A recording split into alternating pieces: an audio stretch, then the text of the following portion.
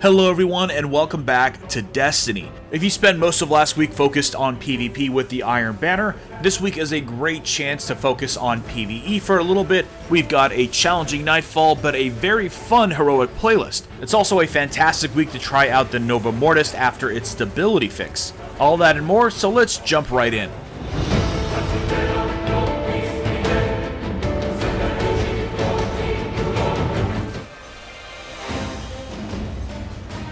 First up, we got the Nightfall with the Blighted Chalice. The modifiers are Void Burn, Juggler, Grounded, and Catapult. This week again, we have a combination of Void Burn and Catapult like we did a few weeks ago, and so those Void locks are going to have a lot of fun. But the one piece of advice that I will give you is that if you're like me and you enjoy jumping up into the air before releasing Nova Bomb, you might want to curb that temptation this time around because of Grounded. A couple times during the Nightfall, I got really close to dying as I was activating Nova Bomb, simply because I like to do it from up in the air where I can target down, but of course that leaves you very vulnerable up in the air, especially with Grounded on. And at least with my Warlock, the only thing I really ended up using was the Nova Mortis. I almost had infinite grenades, so I didn't really need to use other weapons. And I have to say, it's really satisfying to shoot Malak all the way across the arena with the laser accuracy of Nova Mortis. The only other thing you really have to look out for is the final stage of the fight with his Axion bolts.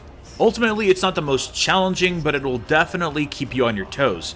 And for me, I actually ended up getting 2 skeleton keys from the fight, so that was pretty cool. Next, we'll move on to the Seva Crisis Heroic playlist, which I think will be the focus for a lot of people this week. The modifiers are Arc Burn, Exposure, and Catapult. Catapult plus Burn is probably one of my favorite combination of modifiers, but this week is actually going to be a lot of fun for hunters with the Shinobu's Vow exotic gauntlets.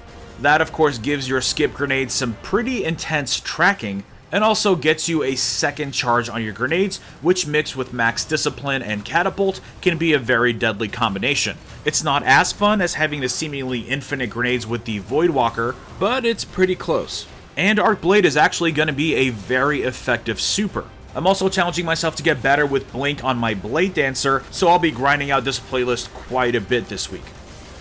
Moving on to the Crucible, while Lord Shaxx might have the bounty for Supremacy, we actually have a couple classic game modes for this week's featured playlist, and those are Combined Arms and Salvage. Salvage is one of my favorite game modes, and playing the Iron Banner last week made me really realize how much I enjoy 3v3 game modes over 6s. Perhaps it's just the Clash fatigue talking, but I generally like to have a better beat on what's going on and where my enemies are.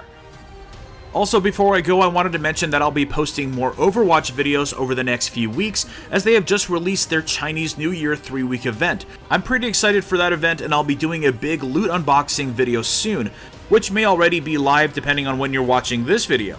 So I'll be sure to leave a link in the description as soon as it's up.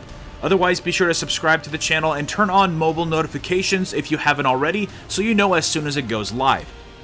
Anyways, drop a like if you enjoyed this video and subscribe for more Destiny content. And I will see you all next time. First up, I want to talk about something pretty exciting that I've been working on over the past few weeks, and that is a special video about Destiny 2. Now, I know we have very little information, but I have had a lot of ideas over the past year of what I'd love to see in the game.